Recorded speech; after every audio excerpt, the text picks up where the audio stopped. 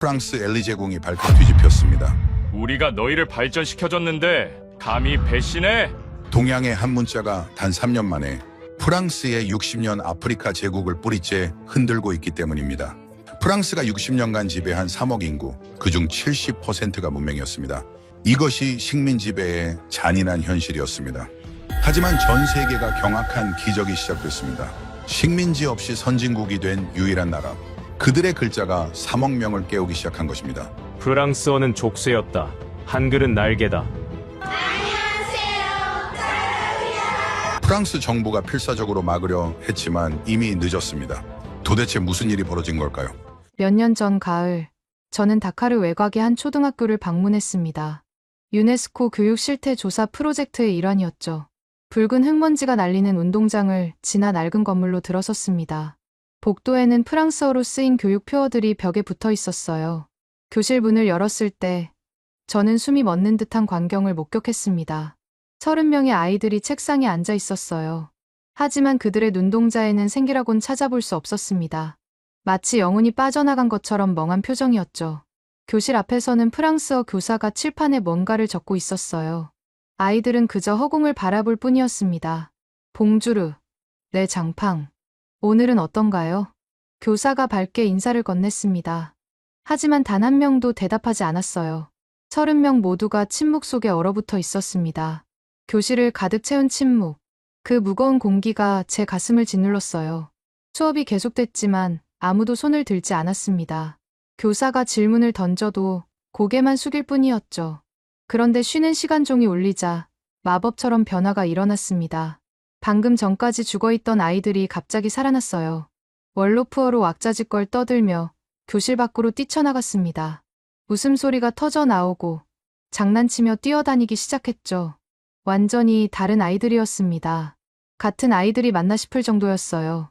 그때 한 소년이 제게 천천히 다가왔습니다. 12살쯤 되어 보이는 아이였어요. 깡마른 몸에 낡은 교복을 입고 있었지만 눈빛만은 또렷했습니다. 나중에 알게 된 이름은 이브라이마였죠. 선생님은 누구세요? 이브라이마가 월로프어로 조심스럽게 물었어요. 교육을 연구하는 사람이란다. 파리에서 왔어. 제가 월로프어로 대답하자 이브라이마의 눈이 반짝였습니다. 와, 선생님도 우리 말하시네요.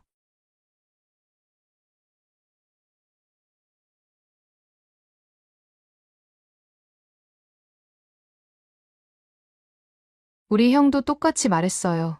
열심히 하면 된다고. 하지만 형은 결국 3년 만에 학교를 그만뒀어요. 프랑스어를 못 따라가서요. 지금은 시장에서 집 나르는 일해요. 가슴이 철렁 내려앉았습니다. 쉬는 시간이 끝나고 저는 교무실로 향했어요. 교장 선생님께 통계 자료를 요청했습니다.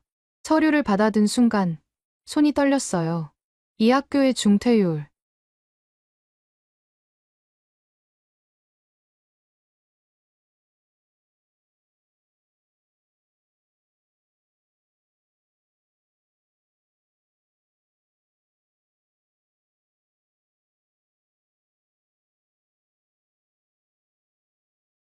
단어를 외우고 있을 뿐이었습니다.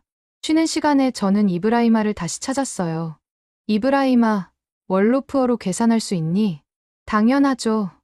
이브라이마의 얼굴이 환해졌습니다. 네타 야 줄루스 야트. 주로니 야 푹 줄루니. 7이요. 3 더하기 4은 7. 정확하게 대답했어요. 그런데 왜 수업 시간에는 대답을 안 하니? 이브라이마가 다시 고개를 숙였습니다. 프랑스어로는 잘 모르겠어요. 선생님이 무슨 말씀을 하시는지도 헷갈리고요. 대답하려고 하면 친구들이 웃어요. 발음이 이상하다고. 그날 저녁, 저는 이브라이마의 집을 방문했습니다. 작은 흙집이었어요. 어머니가 문을 열고 반갑게 맞아주셨습니다. 하지만 프랑스어는 한마디도 하지 못하셨죠. 제 아들은 똑똑해요. 정말이에요. 어머니가 월로프어로 말했습니다.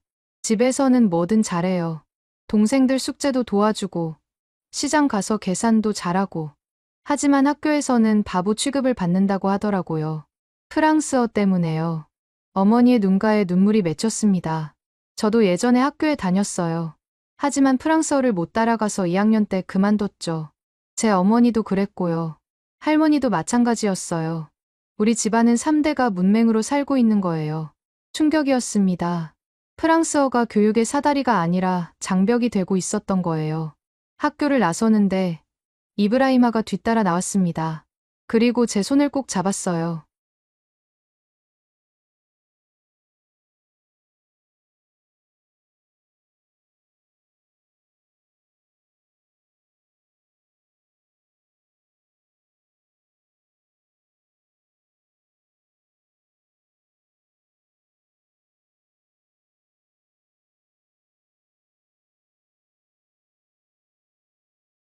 최소한 초등학교 저학년까지는 월로프어, 반바라어 등 현지 언어로 기초 교육을 진행해야 합니다. 순간 회의실이 얼어붙었어요. 누군가 비웃는 소리가 들렸습니다. 언어정책국장 르쿠르가 코웃음을 쳤어요. 디알로 박사, 아프리카 언어로 어떻게 과학을 가르칩니까? 수학은요? 역사는요? 그런 원시적인 언어들로는 현대 문명을 표현할 수조차 없어요. 원시적이라고요? 제 얼굴이 화끈거렸습니다. 월로프어는 1000만 명이 사용하는 언어입니다. 복잡한 철학적 개념도 충분히 표현할 수 있고요. 하지만 문자가 없지 않습니까? 르쿠르가 비웃으며 말했어요. 설마 구전으로 교육하자는 건 아니겠죠? 뒤랑 차관이 손을 들어 제지했습니다. 디알로 박사, 우리는 60년간 프랑코포니를 통해 아프리카의 문명을 전파해왔습니다. 이제 와서 그것을 부정하자는 겁니까? 부정하는 게 아닙니다. 다만 현실을 직시하자는 거죠. 60%가 넘는 아이들이 학교를 떠나고 있습니다. 그건 그들의 능력 문제입니다. 교육정책실장 모랭이 차갑게 말했어요. 프랑스어를 배울 능력이 있는 아이들은 성공하고 없는 아이들은 도태되는 거죠. 자연스러운 선별 아닙니까? 저는 믿을 수 없어서 되물었습니다. 자연스러운 선별이라고요? 그게 교육입니까? 감정적으로 접근하지 마십시오. 뒤랑이 단호하게 말했어요. 프랑스어는 이성과 논리의 언어입니다. 아프리카가 진정으로 발전하려면 프랑스어를 익혀야 합니다. 이것은 변할 수 없는 사실입니다. 르쿠르가 덧붙였어요. 게다가 각 나라마다 수십 개의 부족 언어가 있는데 그걸 다 가르칠 겁니까? 프랑스어야말로 통합의 도구입니다. 하지만 그 통합에서 60%가 배제되고 있다면요? 충분합니다. 뒤랑이 책상을 쳤어요. 디알로 박사, 당신은 프랑스 정부의 장학금으로 소르본을 졸업했습니다. 그런데 이제 와서 프랑스 교육 시스템을 공격하는 겁니까? 마지막 일격이었어요. 배은망덕한 사람으로 몰아가는 거였죠. 저는 시스템을 공격하는 게 아니라 개선을 제안은 기각됩니다. 프랑코포니 정책에는 변함이 없을 것입니다. 회의가 끝났습니다. 복도로 나왔을 때 젊은 직원 한 명이 조용히 다가왔어요. 끌레망이라는 연구원이었습니다. 디알로 박사님, 저는 선생님 의견에 동의합니다. 하지만 그는 주위를 살피며 속삭였어요. 하지만 여기서는 아무도 변화를 원하지 않아요. 프랑코포니는 프랑스의 자존심이거든요. 식민지는 사라졌지만 언어 지배는 계속되어야 한다는 거죠. 파리의 한 카페에서 홀로 앉아 있을 때 이브라이마의 목소리가 계속 들렸습니다.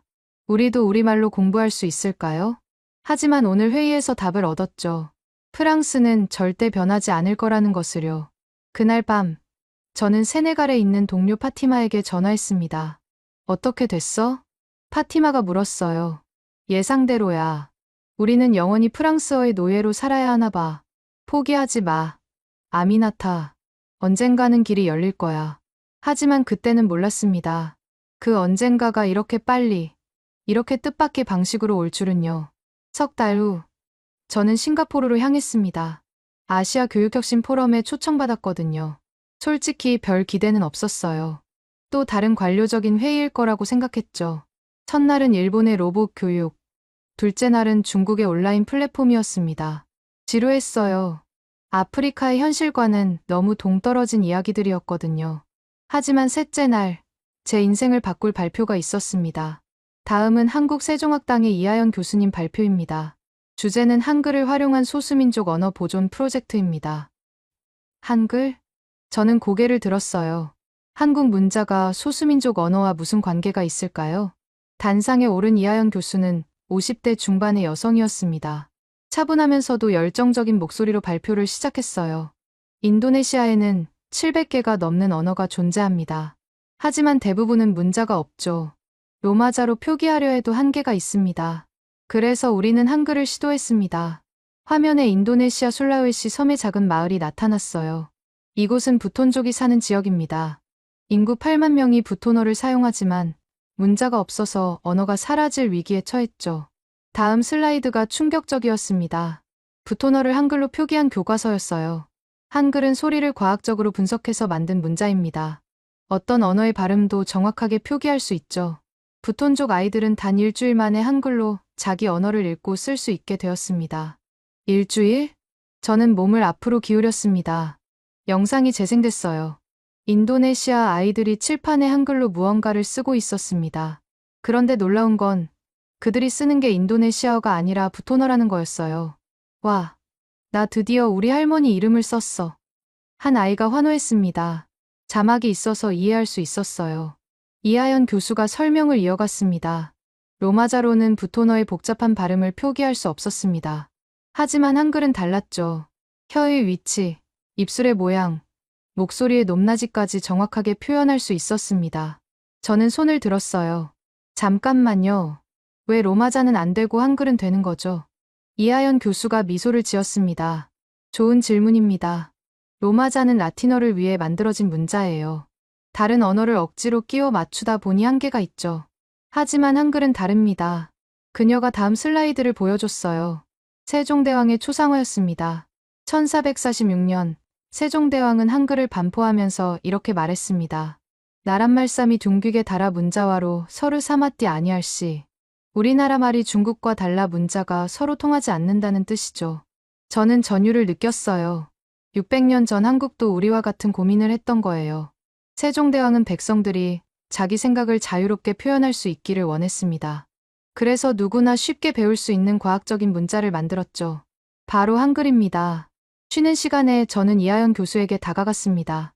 교수님, 저는 세네갈에서 온 아미나타 디알로입니다. 제가 일하는 곳도 비슷한 문제가 있어요. 프랑스어 때문에 아이들이 교육을 받지 못하고 있죠. 이하연 교수가 관심을 보였어요. 세네갈이라면 월로프어를 쓰시죠? 네, 맞아요. 하지만 문자가 없어서. 한글로 표기해 보신 적 있으세요? 저는 놀라서 되물었습니다. 한글로 월로프어를요? 이하연 교수가 노트를 꺼내 무언가를 적었어요. 당신 이름을 월로프어로 어떻게 발음하죠? 아미나타 디알로요. 그녀가 한글로 적었습니다. 월로프어 발음에 맞춰서요. 이게 제 이름이에요? 네. 한글은 모든 소리를 표현할 수 있거든요. 월로프어의 특수한 발음도 문제없을 거예요.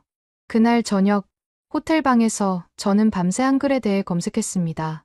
자음과 모음의 조합, 말소리의 과학적 분석, 누구나 쉽게 배울 수 있는 체계. 새벽 3시, 저는 깨달았습니다. 이거다. 이게 바로 우리가 찾던 답이다. 하지만 동시에 두려움도 들었어요. 프랑스 정부가 아프리카 엘리트들이 과연 받아들일까요? 이하연 교수와 아침 식사를 하며 저는 솔직히 털어놓았습니다. 한글이 해답인 건 알겠어요. 하지만 저항이 너무 클 거예요. 프랑스어 기득권이 너무 강하거든요. 이하연 교수가 조용히 말했습니다. 변화는 항상 작은 곳에서 시작됩니다. 세종대왕도 처음엔 양반들의 극심한 반대에 부딪혔어요. 하지만 백성들이 한글의 가치를 알아봤죠. 중요한 건 아이들입니다. 아이들이 행복하게 배울 수 있다면 그게 정답 아닐까요? 공항으로 가는 길, 이하연 교수가 작은 책자를 건네줬어요. 한글 교육 가이드예요. 월로프어 표기에 도전해보세요. 도움이 필요하면 언제든 연락하시고요. 비행기가 이륙하면서 저는 결심했습니다. 일단 해보자. 작게라도, 조용히라도 시작해보자. 비행기 안에서 이하연 교수가 준 자료를 읽고 또 읽었습니다. 한글의 과학적 체계, 교육 방법론, 실제 사례들. 세네갈 도착 전까지 머릿속으로 수십 번 시뮬레이션을 했어요. 세네갈로 돌아온 저는 조심스럽게 움직였습니다. 공식 채널로는 불가능하다는 걸 알았으니까요. 대신 제 고향 마을에서 시작하기로 했습니다. 고향 티바우아는 다카르에서 차로 2시간 거리의 작은 마을이었어요. 제 사촌 카디아투가 그곳에서 비공식 학교를 운영하고 있었죠. 정부 지원을 받지 못하는 아이들을 가르치는 곳이었어요. 언니, 갑자기 웬일이야? 카디아투가 반갑게 맞아줬어요. 카디아투, 내가 새로운 걸 시도해보려고 해. 너희 아이들과 함께 저는 이하연 교수에게 받은 자료를 보여줬어요. 카디아투가 고개를 갸웃했습니다. 이게 뭐야? 동그라미랑 막대기 그림 같은데. 한글이라는 문자야. 이걸로 원로푸어를 쓸 수 있어. 카디아투가 놀란 눈으로 저를 봤어요. 원로푸어를. 정말로? 그날 저녁, 저는 15명의 아이들 앞에 섰습니다. 나이는 8살부터 14살까지 다양했어요. 모두 프랑스어 학교에서 중퇴했거나 아예 학교를 다니지 못한 아이들이었죠. 오늘부터 우리는 특별한 걸 배울 거야. 우리 말을 쓰는 방법을 배울 거야. 아이들이 수군거렸어요. 원로푸어를 쓴다고요. 그런 게 가능해요? 11살 파티마가 손을 들었어요. 선생님, 원로푸어는 말로만 하는 거 아니에요? 우리 할아버지도 그렇게 말씀하셨는데요. 이제는 쓸 수 있어. 이 글자로. 저는 칠판에 큰 원을 그렸어요. 이건 응야. 입을 동그랗게 해서 내는 소리지. 아이들이 따라했어요. 응. 이번엔 막대기 하나. 이건 이야. 이. 단순했어요. 너무나도 단순해서 아이들이 금세 이해했습니다. 30분 후. 놀라운 일이 벌어졌어요. 8살 파투마타가 칠판에 무언가를 쓰기 시작했습니다. 파투마타. 자기 이름이었어요. 태어나서 처음으로 자기 이름을 쓴 거였죠. 선생님. 제가 썼어요. 제 이름을 썼어요. 파투마타가 뛰면서 소리쳤어요. 다른 아이들도 우르르 칠판으로 달려갔습니다. 나도 내 이름 쓸래. 순식간에 칠판이 한글로 쓴 이름들로 가득 찼어요. 파티마, 이브라이마, 무사, 아미나. 카디아투가 교실 뒤에서 눈물을 닦고 있었어요. 언니, 이게 정말 가능한 일이었구나. 애들이 저렇게 기뻐하는 걸 본 적이 없어. 이틀째부터는 단어를 가르쳤어요. 아이들이 가장 좋아하는 단어부터 시작했죠. 엄마는 원로푸어로 뭐야? 야이. 아이들이 외쳤어요. 저는 칠판에 야이라고 썼어요. 아이들이 신나게 따라 썼죠. 사흘째, 아이들이 집에서 뭔가를 가져왔어요. 선생님, 우리 엄마한테 보여줬더니 깜짝 놀라셨어요. 우리 아빠가 이걸 보고 울었어요. 우리 말을 글로 쓸 수 있다니 믿기지 않는데요. 파티마가 자랑스럽게 종이를 보여줬어요. 히바완이라고 한글로 적혀 있었죠. 우리 마을 이름이에요. 할머니가 이걸 보고 너무 기뻐하셨어요. 일주일째, 저는 문장 쓰기를 시도했어요. 오늘은 짧은 문장을 써볼 거야. 엄마 사랑해를 원로푸어로 뭐라고 하지? 야이 바그나. 아이들이 합창했어요. 저는 칠판에 천천히 썼습니다. 야이 바그나. 아이들이 조용히 따라 썼어요. 그리고 누군가 흐느끼기 시작했습니다. 13살 마리암이었어요. 왜 그러니? 마리암? 엄마한테 편지 쓰고 싶어요. 엄마는 글을 몰라서 제가 학교 다니는 것도 이해 못 하셨거든요. 이제 우리 말로 편지 쓸 수 있잖아요. 그날 저녁, 아이들은 각자 집으로 편지를 들고 갔어요. 다음 날 아침, 마을이 발칵 뒤집혔습니다. 부모들이 학교로 몰려왔어요. 이게 뭐예요? 우리 애가 쓴 거라고요. 한 어머니가 떨리는 손으로 편지를 들고 있었어요. 야이 바그나. 엄마 사랑해요. 파티마가 읽어주자 어머니가 아들을 꼭 안았습니다. 우리 아들이 우리 말로 글을 쓰다니. 하지만 모두가 감동한 건 아니었어요. 마을의 프랑스어 교사였던 은디아에가 찾아왔습니다. 아미나타, 너가 뭐 하는 거요? 애들을 망치려고 작정했소? 망친다고요? 애들이 처음으로 글을 쓰고 있는데요. 그게 글이오? 이상한 그림 아니오? 프랑스어를 배워야 출세할 수 있는데 쓸데없는 짓 하지 마시오. 은디아예가 떠난 후 카디아투가 걱정스럽게 말했어요. 언니, 소문이 퍼지면 문제될 거야. 정부에서 알면. 알게 하지. 하지만 멈출 순 없어. 애들 표정 봤잖아. 2주째 되는 날 정말 문제가 터졌어요. 다카르에서 교육부 감독관들이 찾아왔습니다. 그리고 같은 날 오후 프랑스어 교사협회 회장이 마을에 나타났죠. 아미나타 디알로, 너가 아이들에게 이상한 문자를 가르친다는 소문이 파다하더군. 협회장 디알로는 프랑스에서 유학한 엘리트였어요. 그의 눈빛은 차가웠습니다. 이상한 문자가 아니라 한글입니다. 아이들이 원로푸어를 쓸 수 있게 해주는 거죠. 됐소. 디알로가 손을 들어 제지했어요. 너도 알겠지만 세네갈의 공용어는 프랑스어요. 우리는 프랑스어로 교육받고 프랑스어로 출세하는 나라요. 하지만 국민의 80%는 프랑스어를 못합니다. 그럼 배워야지. 너처럼 말이오. 너도 프랑스어 덕분에 파리에서 공부했지 않소? 저는 숨을 깊이 들이쉬었어요. 저는 운이 좋았을 뿐이에요. 하지만 대부분의 아이들은 그런 기회조차 없습니다. 그때 교육부 감독관이 끼어들었어요. 디알로 박사, 당신의 행위는 불법입니다. 허가받지 않은 교육 과정을 운영하고 있어요. 즉시 중단하지 않으면 법적 조치를 취하겠습니다. 카디아투가 나섰어요. 여기는 정식 학교가 아니에요. 그냥 아이들을 돌보는 곳일 뿐이에요. 그래도 교육 행위는 교육부의 감독을 받아야 합니다. 디알로가 비웃으며 말했어요. 더 큰 문제는 이거요. 너가 아시아 문자를 퍼뜨리고 있다는 거. 프랑스어를 버리고 아프리카의 영혼을 팔았소. 영혼을 팔았다고요?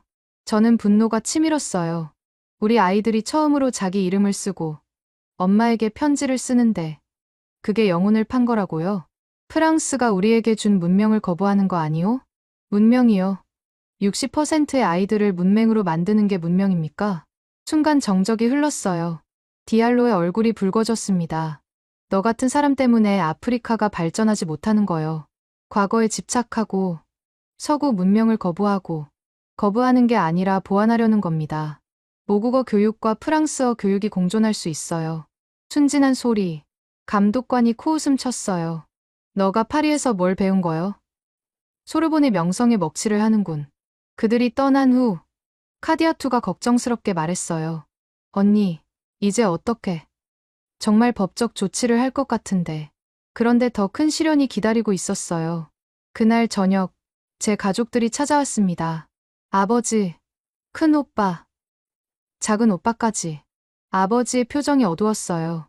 아미나타, 너가 우리 가문의 명예를 더럽히고 있다는 소문이 다카르까지 퍼졌다. 아버지, 우리는 3대째 프랑스어 교육을 받은 집안이다. 내 할아버지는 독립 후 첫 프랑스어 교사셨고, 나도 프랑스어로 출세했다. 그런데 너가 그 모든 걸 부정한다니. 큰 오빠가 화를 냈어요. 파리까지 유학 보냈더니 돌아와서 하는 짓이 이거야? 아시아 문자나 퍼뜨리고. 오빠, 와서 직접 봐. 아이들이 얼마나 행복해하는지. 행복. 그게 밥 먹여주나. 프랑스어 못하면 공무원도, 의사도, 변호사도 될 수 없어. 작은 오빠도 거들었어요. 누나, 제발 정신 차려. 사람들이 뭐라고 하는 줄 알아? 디알로 집안에서 배신자가 나왔다고 해. 아버지가 최후 통첩을 했어요. 당장 그만둬라. 안 그러면 넌 더 이상 내 딸이 아니다. 그 말에 가슴이 찢어졌어요. 하지만 물러설 수 없었습니다. 아버지, 죄송해요. 하지만 전 계속할 거예요.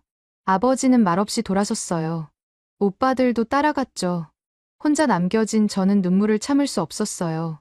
가족에게까지 버림받다니. 다음 날은 더 힘들었어요.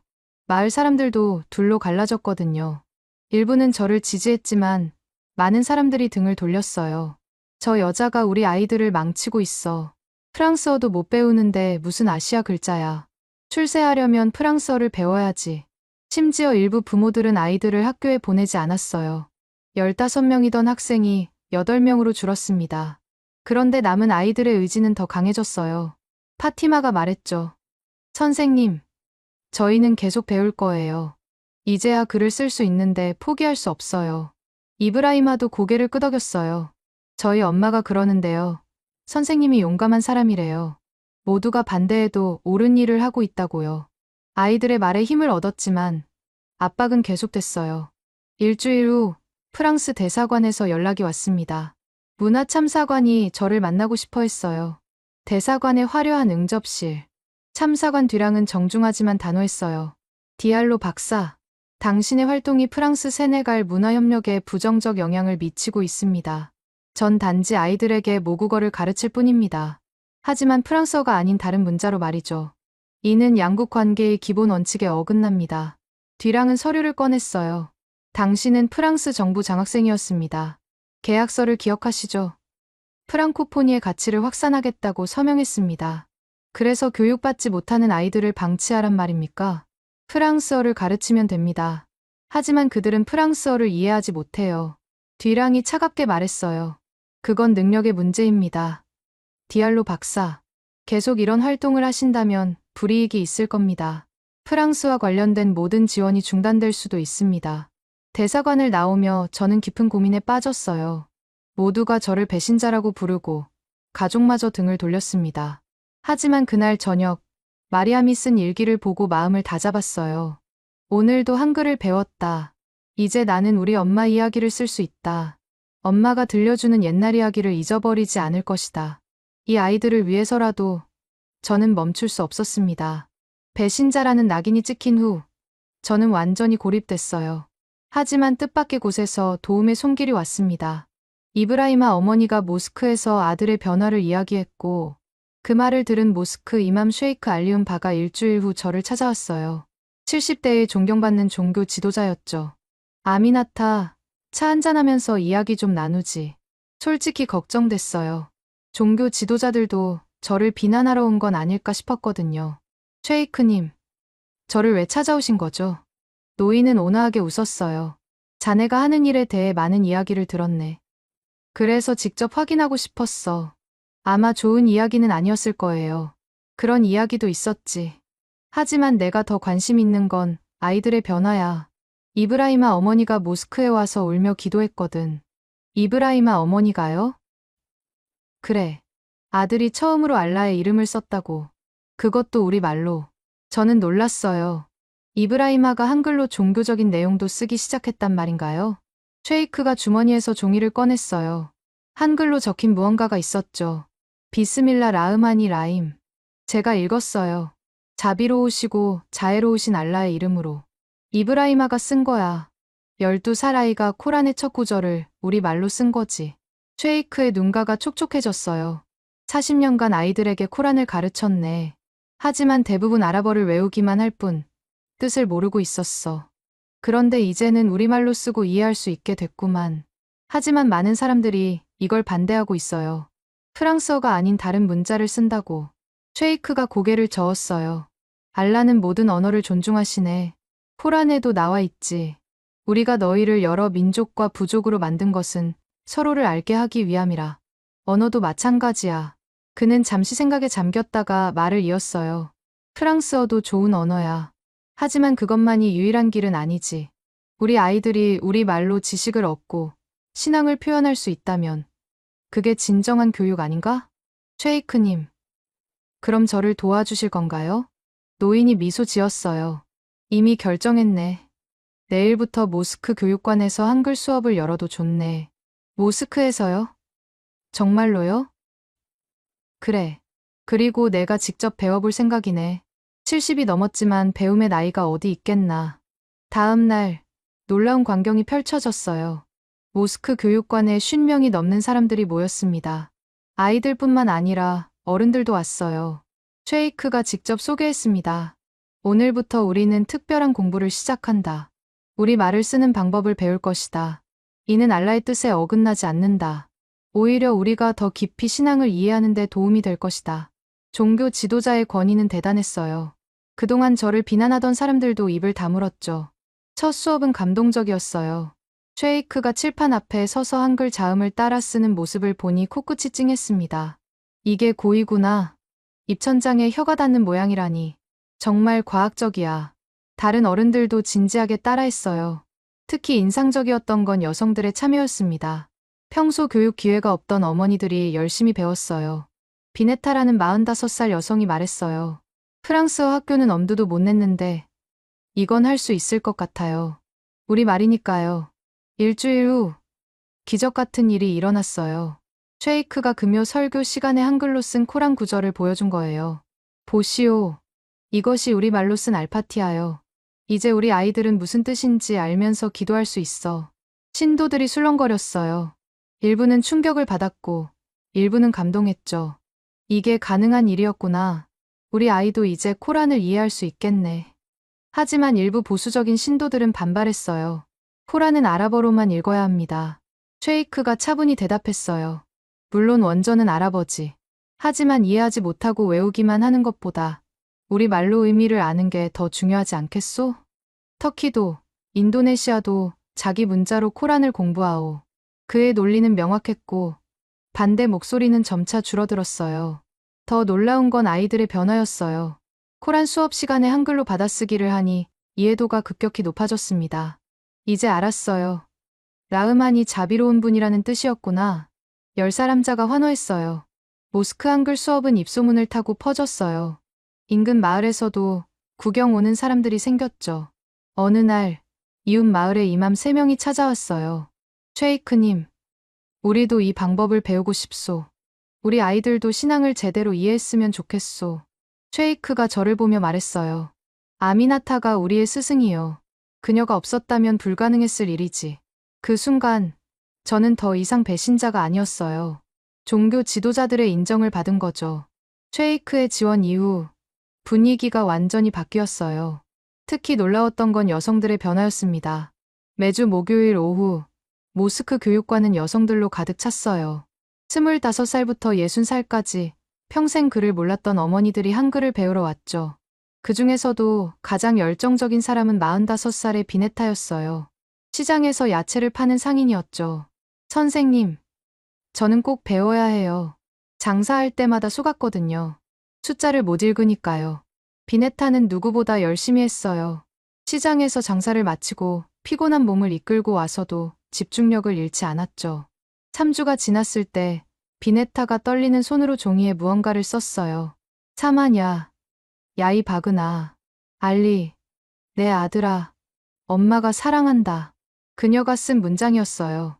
선생님, 제가 정말 쓴 거예요. 비네타가 울기 시작했어요. 다른 여성들도 눈물을 닦았죠. 20년 전에 아들을 도시로 유학 보냈어요. 그 후로 소식이 끊겼죠. 편지를 보내고 싶어도 쓸 수 없었고, 받아도 읽을 수 없었어요. 그녀는 편지를 가슴에 품었어요. 이제라도 아들에게 편지를 보낼 거예요. 엄마도 이제 글을 안다고. 다음 주, 비네타는 놀라운 소식을 가져왔어요. 선생님, 아들이 답장을 보냈어요. 편지는 프랑스어로 쓰여 있었지만 아래에 한글로도 적혀 있었어요. 야이, 닉나 바쿠 독. 엄마, 정말 놀라워요. 엄마가 글을 쓰다니. 저도 한글을 배워서 엄마와 편지할게요. 이 이야기는 마을 여성들 사이에 폭발적인 반응을 일으켰어요. 나도 아들에게 편지 쓰고 싶어. 딸한테도 쓸 수 있겠지? 장부도 쓸 수 있을까? 시장 상인 여성들이 특히 적극적이었어요. 그동안 숫자를 몰라서 얼마나 손해를 봤는지 모른다며 한글 숫자부터 배우기 시작했죠. 2달 후 놀라운 변화가 일어났어요. 시장에 한글 간판이 하나둘 생기기 시작한 거예요. 비네타의 신선한 야채, 파티마 양품점, 마리암 빵 가게. 처음엔 조롱하는 사람들도 있었어요. 저게 뭐야? 이상한 그림 아니야? 하지만 여성들은 당당했어요. 우리가 쓴 우리 가게 이름이야. 이제 우리도 글을 안다고. 더 놀라운 건 여성들이 서로 한글로 메모를 주고받기 시작한 거예요. 시장에서 물건값을 적어주고 레시피를 공유하고 심지어 연애 편지도 썼죠. 50살 마리아마가 수줍게 고백했어요. 남편한테 처음으로 연애 편지를 썼어요. 결혼한 지 30년 만에요. 남편이 읽고 울었대요. 이런 변화를 보고 마을의 남성들도 동요하기 시작했어요. 우리 아내가 글을 쓰는데 나만 모른다는 게, 딸이 아빠도 배우라고 조르는데. 결국 남성 반도 만들어졌어요. 프라이드 때문에 처음엔 쭈뼛거렸지만 곧 열심히 배우기 시작했죠. 그런데 진짜 혁명은 다른 곳에서 시작됐어요. 어느 날 비네타가 다른 상인 여성 10명과 함께 저를 찾아왔어요. 선생님, 우리가 결정했어요. 시장 상인 조합을 만들 거예요. 그리고 모든 거래를 한글로 기록할 거예요. 저는 놀라서 되물었어요. 조합을요? 그게 가능할까요? 왜 안 돼요? 이제 우리도 글을 쓸 수 있는데. 그동안 중간 상인들한테 얼마나 속았는지 몰라요. 이제는 우리가 직접 장부를 쓸 거예요. 파티마가 거들었어요. 맞아요.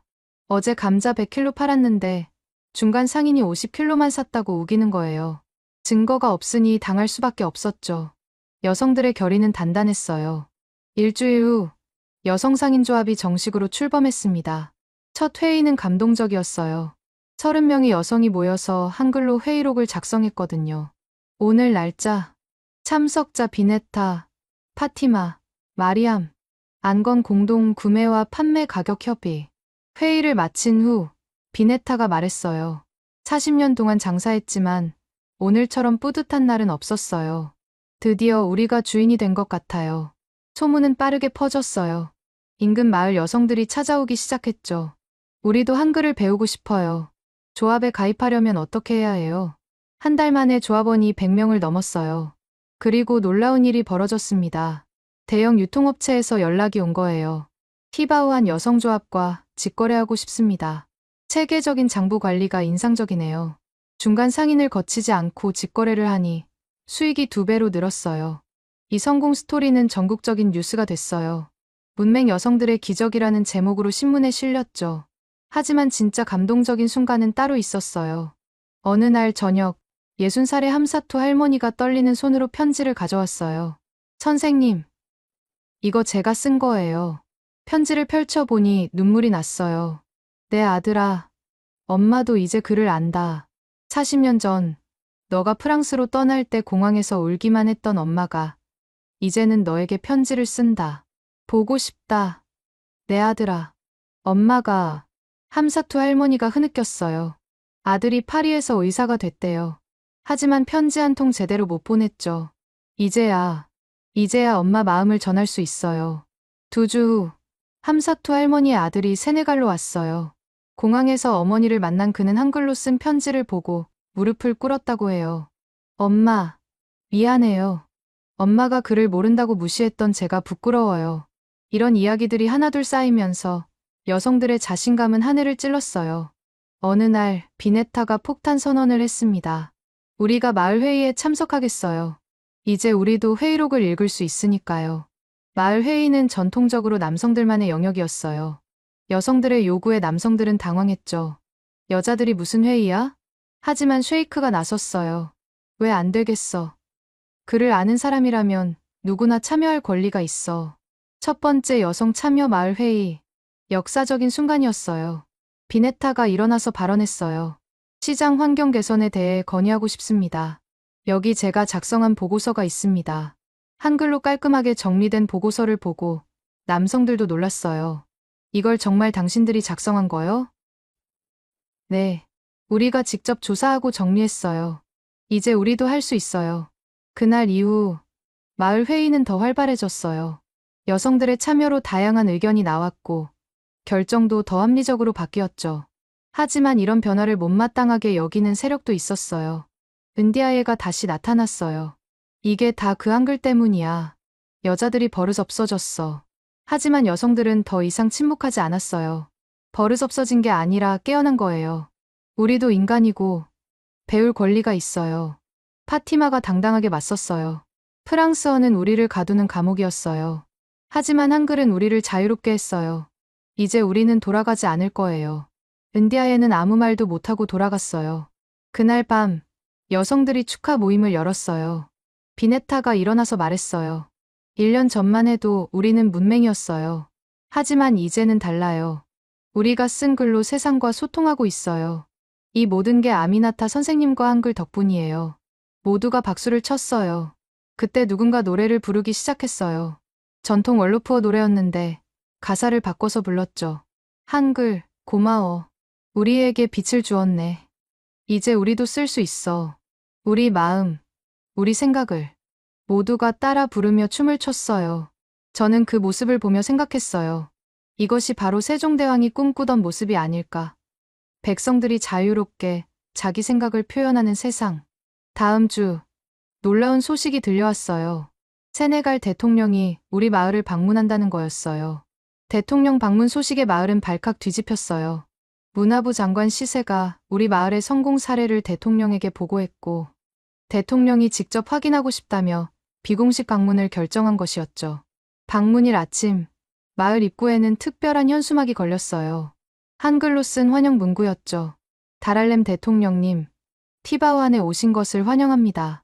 경호원들이 먼저 도착했을 때 당황한 표정을 지었어요. 이게 뭡니까? 중국어인가요? 비네타가 당당하게 대답했어요.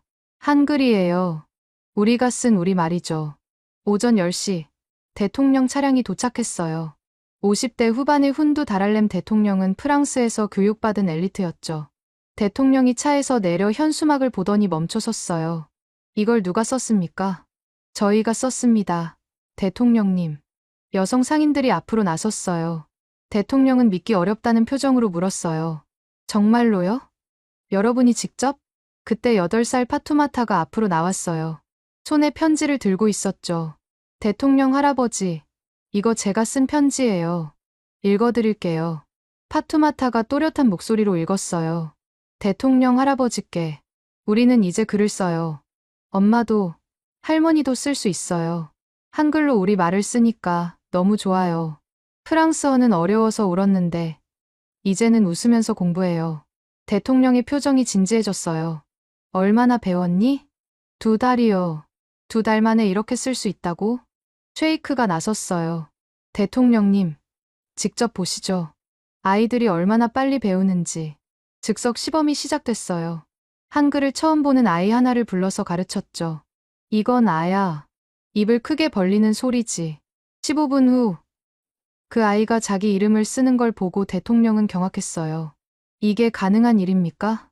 저는 앞으로 나가서 설명했어요. 대통령님, 한글은 과학적으로 만들어진 문자입니다. 누구나 쉽게 배울 수 있도록 설계됐죠. 우리 아이들에게 필요한 건 바로 이런 도구였습니다. 대통령이 물었어요. 당신이 아미나타 디알로 박사군요. 파리의 배신자라고 들었는데. 배신자가 아닙니다. 전 우리 아이들을 위한 길을 찾았을 뿐입니다. 그때 비네타가 용기를 냈어요. 대통령님, 저희 장부를 보여드려도 될까요? 여성상인조합의 한글 장부를 보고 대통령은 또 한 번 놀랐어요. 이걸 여러분이 직접 작성한 겁니까? 네. 이제 저희도 속지 않아요. 모든 걸 기록하니까요. 대통령은 장부를 한참 들여다봤어요. 그리고 갑자기 물었죠. 이 한글로 프랑스어도 쓸 수 있습니까? 물론입니다. 제가 즉석에서 써보였어요. 봉주르 무슈레 프레지당. 놀랍군요. 정말로 모든 소리를 표현할 수 있는 거군요. 순찰을 마친 대통령은 마을 회관에서 즉석 연설을 했어요. 오늘 저는 충격을 받았습니다. 우리가 60년간 실패한 일을 여러분은 몇 달 만에 해냈습니다. 청중들이 숨죽였어요. 프랑스어 교육만이 유일한 길이라고 믿었던 제가 틀렸습니다. 교육의 목적은 지식 전달이지 특정 언어를 강요하는 게 아닙니다. 대통령은 잠시 말을 멈췄다가 선언했어요. 정부 차원에서 한글 교육을 검토하겠습니다. 모든 세네갈 국민이 자기 언어로 교육받을 권리가 있습니다. 환호성이 터졌어요. 여성들은 서로 부둥켜 안고 울었죠. 하지만 대통령은 신중하게 덧붙였어요. 물론 반발이 클 겁니다. 프랑스도, 국내 기득권층도 반대할 거예요. 하지만 변화는 필요합니다. 떠나기 전 대통령은 저에게 조용히 말했어요. 디알로 박사, 당신은 판도라의 상자를 연 겁니다. 이제 돌이킬 수 없어요. 후회하지 않습니다. 대통령님, 저도 그래요. 이게 옳은 길이라면 함께 가야죠. 대통령이 떠난 후 언론이 몰려들었어요. 정말 대통령이 한글 교육을 지지했나요? 문맹 퇴치의 새로운 해법이라고요? 하룻밤 사이에 우리 마을은 전국적 관심사가 됐어요. 다음 날 예상대로 반발이 시작됐어요. 프랑스 대사가 긴급 성명을 발표했어요. 세네갈과 프랑스의 특별한 관계를 해치는 어떤 시도도 용납할 수 없다. 국내 프랑스어 엘리트들도 들고 일어났어요. 대통령이 포퓰리즘에 굴복했다. 아시아 문자로 아프리카의 정체성을 훼손하는가? 하지만 민중의 반응은 달랐어요. 다른 지역에서 문의가 쏟아졌어요. 우리 마을에도 한글 선생님을 보내주세요. 우리 아이들도 배우게 해주세요. 특히 시골 지역과 빈민가의 반응이 폭발적이었어요. 대통령실에서 연락이 왔어요. 디알로 박사님, 대통령께서 만나고 싶어 하십니다. 구체적인 계획을 논의하고자 합니다. 저는 떨리는 마음으로 수도로 향했어요. 작은 마을에서 시작된 불꽃이 이제 전국으로 번지려 하고 있었습니다. 하지만 진짜 싸움은 이제부터였어요. 대통령궁 회의는 팽팽한 긴장감 속에서 시작됐어요. 교육부 장관, 문화부 장관, 그리고 프랑스어권 담당 장관까지 모였죠. 디알로 박사, 너가 시작한 일이 얼마나 큰 파장을 일으키고 있는지 아시오? 교육부 장관 토레가 차가운 목소리로 물었어요. 아이들이 글을 배우는 게 그렇게 큰 문제인가요? 문제는 그게 아니요. 프랑스와의 관계, 60년간 쌓아온 교육 체계, 이 모든 게 흔들리고 있어. 프랑스어권 담당 장관 디우프가 서류를 내밀었어요. 프랑스 정부의 공식 서한입니다. 만약 한글 교육을 공식화한다면 연간 5억 유로의 교육 원조를 중단하겠다고 합니다. 5억 유로. 세네갈 교육 예산의 30%였어요. 그뿐이 아닙니다. 토레가 덧붙였어요. 프랑스 대학들이 세네갈 학생 받기를 거부하겠대요. 유학의 길이 막힌다는 겁니다. 무거운 침묵이 흘렀어요. 대통령이 입을 열었어요. 그래도 우리 국민 70%가 문맹인 현실은 바뀌지 않습니다. 디알로 박사, 당신의 방법이 정말 해법이 될 수 있습니까? 네, 대통령님. 석 달이면 기초 문해력을 갖출 수 있습니다. 프랑스어로는 3년이 걸리는 일이죠. 하지만 국제사회에서 고립될 텐데. 디우프가 걱정스럽게 말했어요. 그때 문화부 장관 시세가 뜻밖의 발언을 했어요. 잠깐. 우리가 왜 이렇게 프랑스 눈치만 봐야 합니까? 독립한 지 60년이 넘었는데도. 시세, 현실을 봐야지. 토레가 핀잔을 줬어요. 현실이요. 현실은 우리 국민 대부분이 글을 못 읽는다는 거예요. 그게 진짜 현실 아닙니까? 대통령이 손을 들어 중재했어요. 일단 시범사업으로 시작합시다. 몇 개 지역에서만 한글 교육을 해보고 결과를 보는 거죠. 하지만 프랑스의 압박은 즉각적이었어요. 다음 날 프랑스 기업들이 세네갈 투자 재검토를 발표했어요. 프랑스계 은행들은 대출 금리를 올렸죠. 언론도 둘로 갈라졌어요. 르솔레이유 신문 민족의 자존심을 되찾다. 르 몽드 아프리크 무모한 실험. 국가를 위험에 빠뜨리다. 일주일 후 더 큰 사건이 터졌어요. 서아프리카 프랑스어권 정상회의에서 세네갈이 제외된 거예요. 한글을 공용 문자로 검토하는 국가는 프랑코포니 회원 자격이 없다. 프랑스 대통령의 직접적인 경고였죠. 국내에서도 반발이 거세졌어요. 프랑스어 교사 10,000명이 거리로 나왔어요. 우리 일자리를 빼앗지 마라. 한글은 문화 제국주의다. 일부 과격한 시위대는 제 사진을 불태웠어요. 배신자 아미나타라고 쓴 플래카드와 함께요. 하지만 뜻밖의 곳에서 지원군이 나타났어요. 말리, 부르키나파소, 니제르의 교육부 장관들이 세네갈을 방문한 거예요. 우리도 한글 교육에 관심이 있습니다. 프랑스의 압박이 두렵지 않냐고요? 우리는 이미 가난합니다. 말리 장관의 말이 인상적이었어요. 프랑스어는 우리를 하나로 묶는 게 아니라 대다수를 배제하는 도구였습니다. 이제는 바꿀 때입니다. 이들 국가의 지지 선언은 큰 힘이 됐어요. 또 다른 반전도 있었어요. 세계은행과 유네스코가 관심을 보이기 시작한 거예요. 한글을 활용한 문맹 퇴치 프로젝트의 효과가 입증된다면 우리도 지원할 용의가 있습니다. 프랑스 일변도였던 국제 원조의 판이 바뀌기 시작한 거죠. 그러던 중 결정적인 사건이 일어났어요. 프랑스계 대기업에서 일하던 청년들이 집단 해고됐어요. 이유는 단 하나, 한글 교육을 지지했다는 것. 이 소식에 분노한 시민들이 거리로 나왔어요. 진정한 독립을 원한다. 우리 말로 배울 자유를. 시위대 중에는 놀랍게도 대학생들이 많았어요. 프랑스어로 교육받은 엘리트들이었죠. 의대생 알리우가 마이크를 잡았어요. 저는 프랑스어로 의학을 배웠습니다. 하지만 제 환자 대부분은 프랑스어를 못해요. 소통이 안 되는 의사가 무슨 소용입니까? 법대생 파티마도 외쳤어요. 법전은 프랑스어로 쓰여 있지만 국민은 그걸 읽을 수 없어요. 이게 정의입니까? 젊은 엘리트들의 참여는 판도를 바꿨어요. 대통령이 긴급 대국민 담화를 발표했어요. 국민 여러분, 우리는 기로에 서 있습니다. 편한 길을 갈 것인가? 옳은 길을 갈 것인가? 그는 잠시 멈췄다가 말을 이었어요. 저는 티바우안에서 한글로 처음 글을 쓴 아이들의 눈빛을 잊을 수 없습니다. 그것이 우리의 미래입니다. 따라서 정부는 한글을 활용한 모국어 교육을 공식 정책으로 채택합니다. 프랑스어도 계속 가르치되 모국어 문해력을 먼저 기르겠습니다. 역사적인 선언이었어요. 프랑스는 즉각 모든 원조를 중단했어요. 세네갈은 심각한 재정난에 빠졌습니다. 교육 예산의 30%가 사라진 것과 마찬가지였죠. 하지만 대통령은 물러서지 않았어요. 우리는 가난하더라도 자유로운 국민이 되겠습니다. 무지하지만 부유한 것보다 깨어있지만 가난한 것이 낫습니다. 그날 밤, 저는 대통령실로부터 전화를 받았어요. 디알로 박사, 이제 진짜 시작입니다. 전국적인 한글 교육을 준비해 주십시오. 네, 준비하겠습니다. 전화를 끊고 창밖을 봤어요. 다카르의 불빛이 반짝이고 있었죠. 작은 마을에서 시작된 불꽃이 이제 나라 전체를 밝히려 하고 있었어요. 프랑스의 압박은 거셌지만 우리의 의지는 더 강했습니다. 그런데 일주일 후 믿을 수 없는 소식이 들려왔어요. 한국 대사관에서 연락이 온 거예요. 디알로 박사님, 한국 정부에서 급히 만나고 싶어 합니다. 대사관에 도착하니 낯선 얼굴들이 기다리고 있었어요. 한국 교육부, 외교부, 그리고 놀랍게도 여러 대기업 관계자들이었죠. 안녕하세요. 저는 한국교육부 아프리카협력과장 이서진입니다.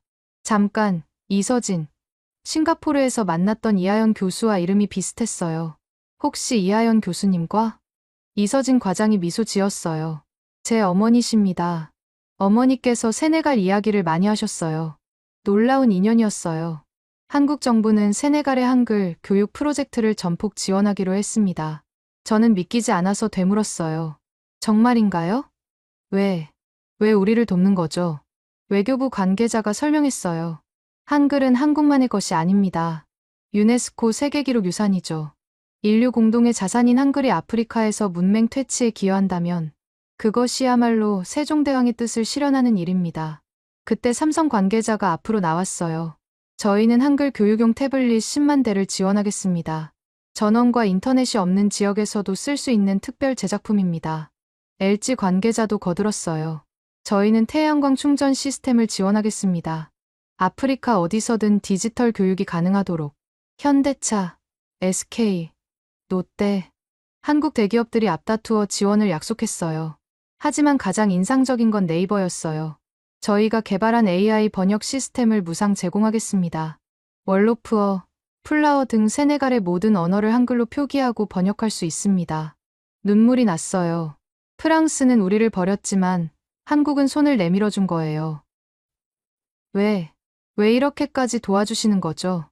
이서진 과장이 따뜻하게 말했어요. 한국도 한때 문맹률이 80%였습니다. 하지만 한글 덕분에 빠르게 극복할 수 있었죠. 그 경험을 나누고 싶습니다. 일주일 후 한국교원대학교에서 100명의 자원봉사 교사가 도착했어요. 인천공항에서 출발할 때 한 교사가 인터뷰했던 게 기억나요. 세종대왕이 만드신 한글이 600년 후 아프리카에서 쓰인다니 가슴이 벅차요. 이것이야말로 진정한 한류 아닌가요? 세네갈에 도착한 한국 교사들은 즉시 현장에 투입됐어요. 그중 가장 열정적인 사람은 은퇴 교사 박정순 선생이었어요. 67살의 나이에도 불구하고 자원한 분이었죠. 40년간 한국에서 한글을 가르쳤어요. 이제는 세계에 한글을 전하고 싶었습니다. 박 선생은 특히 어른들 교육에 탁월했어요. 한글은 나이 들어서 배워도 쉬워요. 세종대왕이 그렇게 만드셨거든요.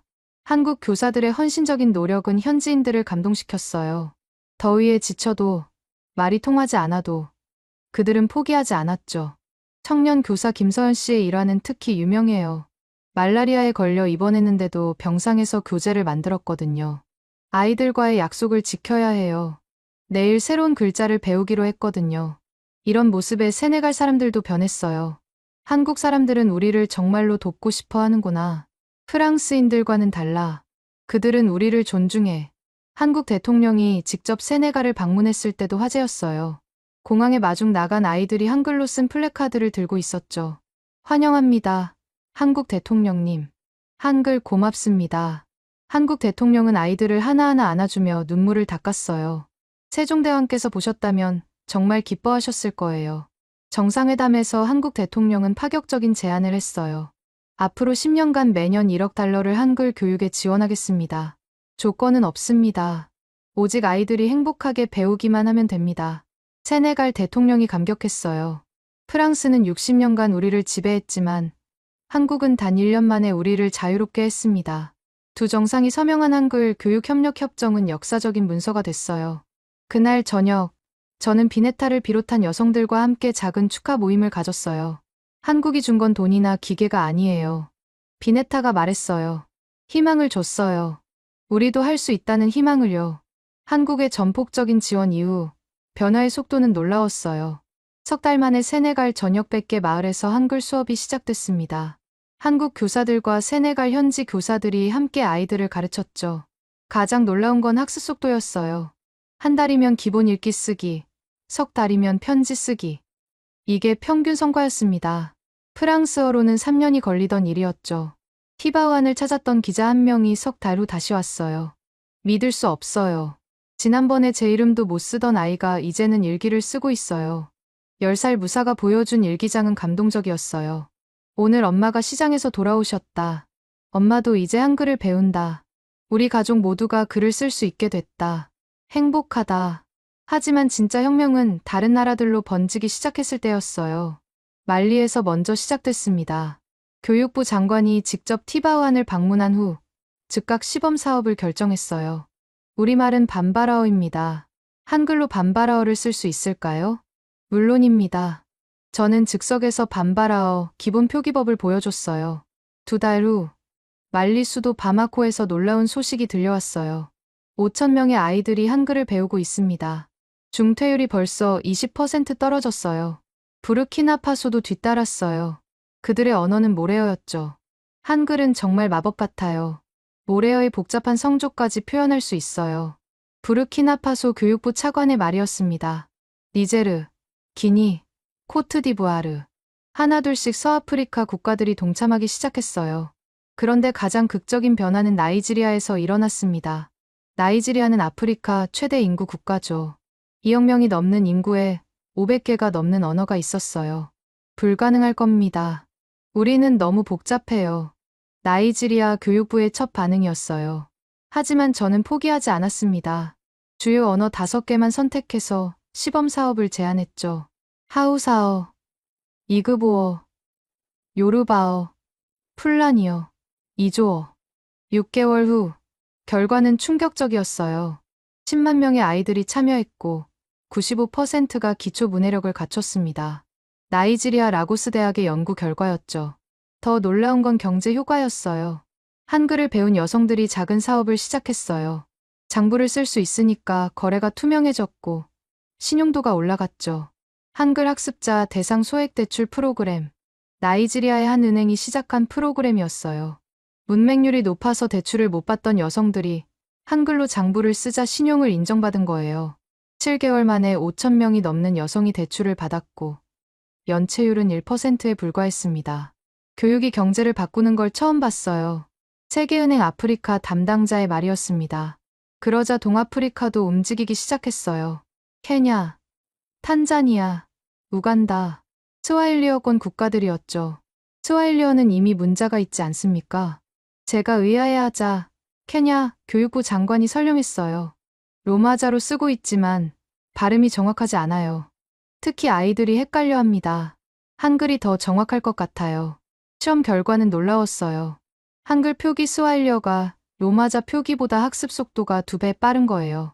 혀를 어디에 대는지, 입술을 어떻게 하는지가 글자에 나타나니까 발음이 정확해져요.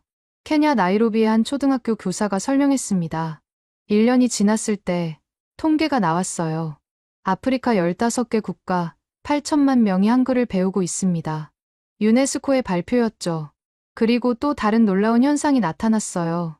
한글 세대의 탄생이었습니다. 한글로 교육받은 아이들이 자신감이 넘쳤어요. 프랑스어나 영어를 몰라도 위축되지 않았죠. 저는 이그보어로 생각하고 한글로 씁니다. 그게 자랑스러워요. 나이지리아 14살 소녀 치디의 말이었어요. 이 자신감은 창의성으로 이어졌어요. 한글로 쓴 아프리카 동화책이 출판되기 시작했습니다. 할머니들이 들려주던 옛날 이야기를 아이들이 직접 글로 쓴 거예요. 거미 아난시의 모험, 사자왕 순방구, 바오밤 나무의 비밀, 전통 이야기들이 한글로 기록되고 출판되고 퍼져나갔어요. 케냐의 한 출판사는 10개월 만에 300권의 아프리카 동화책을 출간했습니다. 모두 한글 표기였죠. 처음으로 우리 언어로 된 책을 출판할 수 있게 됐어요. 출판사 대표의 말이었습니다. 그런데 가장 극적인 변화는 교육 현장에서 일어났어요. 선생님들이 발견한 거예요. 한글로 모국어를 가르친 후 프랑스어나 영어를 가르치면 오히려 학습 속도가 빨라진다는 것을요. 모국어로 개념을 이해하니까 외국어는 단어만 바꿔 넣으면 돼요. 말리의 한 교사가 설명했습니다. 실제로 데이터가 이를 증명했어요. 한글 모국어 교육 후 프랑스어를 배운 그룹이 처음부터 프랑스어로 배운 그룹보다 2년 후 프랑스어 실력이 더 높았습니다. 다카르 대학교의 연구 결과였죠. 이 결과는 프랑스어 반대파들의 입을 막았어요. 한글이 프랑스어를 대체하는 게 아니라 보완하는구나. 심지어 일부 프랑스어 교사들도 한글을 배우기 시작했어요. 학생들이 한글로 개념을 먼저 이해하면 제 수업이 훨씬 쉬워져요. 세네갈의 한 프랑스어 교사가 고백했습니다. 1년 반이 지났을 때 저는 아프리카 교육 장관 회의에 초청받았어요. 20개 국가에서 교육부 장관들이 모였습니다. 디알로 박사, 당신이 시작한 혁명이 대륙을 바꾸고 있습니다. 가나 교육부 장관의 말이었어요. 회의에서 놀라운 결정이 내려졌습니다. 아프리카 한글 교육 연합 창설, 20개 국가가 공동으로 한글 교육 표준을 만들고 교재를 공유하고 교사를 교류하기로 한 거예요. 한국 정부도 즉각 반응했어요. 아프리카 한글 교육에 향후 5년간 50억 달러를 지원하겠습니다. 한국 대통령의 발표였습니다. 그날 저녁 호텔 방에서 혼자 앉아 있을 때 문득 깨달았어요.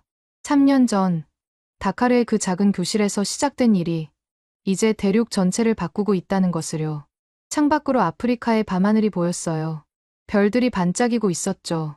세종대왕님, 당신의 한글이 여기까지 왔습니다. 저는 작은 소리로 중얼거렸어요. 다음 날, 더 큰 소식이 기다리고 있었습니다. 유엔에서 연락이 온 거예요. 디알로 박사님, 유엔 총회에서 발표해 주시겠습니까? 전 세계가 아프리카의 기적을 알아야 합니다. 드디어 그날이 왔어요. 유엔 총회에서 제가 연설할 차례였죠. 뉴욕 유엔 본부, 193대 국가 대표들 앞에 서니 다리가 떨렸어요. 하지만 제 뒤에는 더 특별한 사람들이 있었어요. 티바우안에서 온 아이들이었죠. 오늘 저는 한 언어학자가 아닌 기적의 증인으로 이 자리에 섰습니다. 제 목소리가 회의장에 울려 퍼졌어요. 몇 년 전 세네갈의 작은 마을에서 15명의 아이들과 시작한 일이 이제 1억 명의 삶을 바꿨습니다. 화면에 통계가 나타났어요. 첫째, 15개 국가 한글 교육 도입. 둘째, 1억 명 기초 문해력 획득. 셋째, 문맹률 70%에서 25%로 감소. 넷째, 여성 문해율 300% 증가. 하지만 숫자만으로는 설명할 수 없었어요. 그래서 준비한 게 있었죠. 이제 직접 들어보시겠습니다. 한글이 바꾼 삶의 목소리를. 첫 번째는 이제 16살이 된 이브라이마였어요. 이브라이마가 마이크 앞에 섰어요. 그 수줍던 소녀는 이제 당당한 모습이었죠. 안녕하세요. 저는 세네갈의 이브라이마입니다. 놀랍게도 한국어로 인사했어요. 그리고 영어로 이어갔죠. 몇 년 전, 저는 이름도 쓸 수 없었어요. 하지만 한글을 만나고 모든 게 바뀌었습니다. 이브라이마가 태블릿을 들어 보였어요. 화면에는 한글로 쓴 일기가 있었죠. 이건 제가 쓴 일기예요.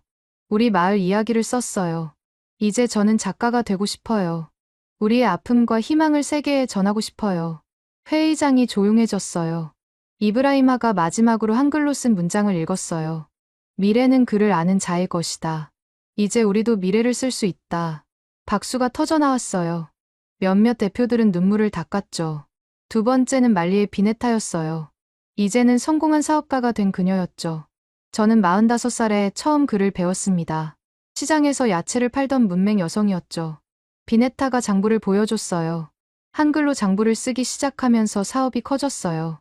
이제 저는 100명을 고용하는 농산물 유통회사 대표입니다. 그녀의 다음 말이 모두를 울렸어요. 제일 기쁜 건 딸들에게 당당한 엄마가 됐다는 거예요. 이제 딸들의 숙제도 봐줄 수 있거든요. 세 번째는 특별한 영상이었어요. 세네갈, 말리, 부르키나파소, 나이지리아, 15개 국가 아이들이 동시에 나타났어요. 화상 연결이었죠. 모두가 한글로 쓴 종이를 들고 있었어요. 우리는 세네갈, 저는 말리, 저는 부르키나파소, 저는 나이지리아. 모든 아이들이 함께 외쳤어요. 감사합니다. 한글. 감사합니다. 세종대왕. 순간 한국 대표석에서 흐느끼는 소리가 들렸어요. 한국 대사가 고개를 숙이고 울고 있었죠. 저는 연설을 이어갔어요. 이것은 단순한 문자 교육이 아니었습니다. 인간 존엄성의 회복이었습니다. 화면에 새로운 사진이 나타났어요. 한글로 쓴 아프리카 최초의 백과사전, 의학 교과서, 법전, 프랑스어나 영어를 거치지 않고 이제 아프리카는 자기 언어로 지식을 생산합니다. 그때 프랑스 대표가 손을 들었어요. 긴장했지만 뜻밖의 말이 나왔죠. 프랑스를 대표해 사과드립니다. 우리가 틀렸습니다. 언어는 지배의 도구가 아닌 소통의 도구여야 합니다. 프랑스 대표가 일어나 한국 대표에게 악수를 청했어요. 역사적 화해의 순간이었죠. 미국 대표도 발언했어요. 미국은 아프리카 한글 교육에 50억 달러를 지원하겠습니다. 이것이야말로 진정한 개발 원조입니다. 중국, 일본, 영국, 각국이 앞다투어 지원을 약속했어요. 그런데 가장 감동적인 순간은 따로 있었어요. 유엔 사무총장이 일어났어요. 오늘 우리는 역사를 목격했습니다. 작은 문자 하나가 대륙을 바꾼 것을. 그는 잠시 말을 멈췄다가 선언했어요. 유엔은 10월 9일 한글날을 세계 문해의 날로 지정합니다. 모든 인류가 읽고 쓸 권리를 기억하는 날로. 환호성이 터졌어요. 한국 대표단은 서로 부둥켜 안고 울었죠. 저도 눈물을 참을 수 없었어요. 세종대왕이 보셨다면 얼마나 기뻐하셨을까요? 연설을 마치고 내려오는데 각국 대표들이 줄을 서서 기다리고 있었어요. 우리나라에도 와주세요. 우리도 한글을 배우고 싶어요. 그날 밤 뉴욕 타임스퀘어 전광판에 특별한 문구가 떴어요. 한글, 세계를 바꾸다. 한글로도 쓰여 있었죠. 시간이 흘러 여러 해가 지났습니다. 믿기 어려운 변화들이 일어났어요. 아프리카 대륙의 문맹률이 70%에서 20%로 떨어졌습니다. 역사상 가장 빠른 문맹 퇴치였죠. 더 놀라운 건 문화적 변화였어요. 아프리카 한글 문학상은 이제 세계적 권위를 인정받았습니다. 최근 노벨 문학상 후보에 아프리카 한글 작가 3명이 올랐어요. 그중 한 명이 바로 21살이 된 이브라이마였죠. 한글로 아프리카의 목소리가 세계에 울려 퍼지다.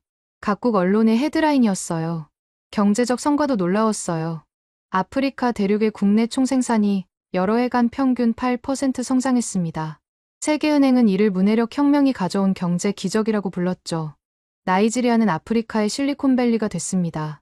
한글 코딩 교육을 받은 청년들이 스타트업을 만들어 세계 시장에 진출했거든요. 프랑스의 태도 변화도 인상적이었어요. 얼마 전에 프랑스 대통령이 세네갈을 방문했을 때 한글로 연설문을 준비해 왔더라고요.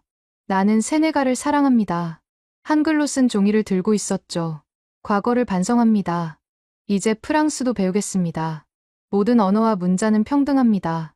역사적 화해의 순간이었어요. 한국과 아프리카의 관계는 그야말로 혁명이 됐어요.